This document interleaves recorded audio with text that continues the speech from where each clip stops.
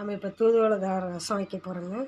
அதுக்கு தேவையான பொருள்: 1 ஸ்பூன் மிளகு, அரை ஸ்பூன் கொத்தமல்லி, அரை ஸ்பூன் ஜீரகம், ஒரு கொத்து கருவேப்பிலை, ஒரு மிளகாய், ஒரு பிடி அளவு தூதுவளை தலைங்க. இது ரொம்ப நல்லதுங்க சளிக்கு.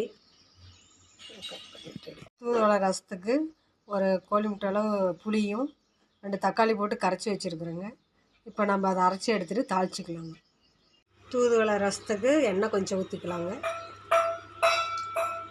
எண்ணெய் காய்ட்டுங்க.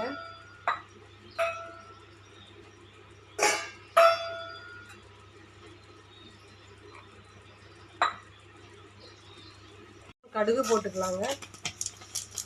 நம்ம மிளகாய் போட்டு அரைச்சிருக்கிறோம், அதனால் மிளகாய் அரை மிளகாய் போட்டுக்கலாம். பூண்டு இதுலேயே அரைச்சிட்டங்க போட்டு தூதுவளை தலையில். அது உங்கள்கிட்ட வீடியோ எடுத்து காமிக்கலாம். கருவேப்பிலை போட்டுக்கலாம். நம்ம அரைச்ச விழுது போட்டுக்கலாங்க. நல்லா வதக்கி விட்டுக்கலாங்க. தூதுவளை ரசம் வச்சா சளிக்கு நல்லதுங்க. ஆஸ்மா சாப்பிட்டாலும் நல்லதுங்க. பெருங்காயத்தூள் போட்டுக்கலாங்க.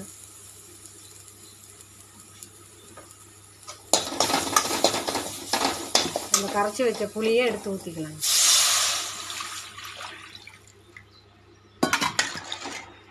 கொதிக்கட்டுன்னு பார்த்துக்கலாம். தூதுவளை ரசம் கொதிச்சிருச்சுங்க. கொஞ்சம் நேரம் கொதிக்க விடணும். இப்போ நம்ம எடுத்து பாத்திரத்தில் மாற்றிக்கலாங்க.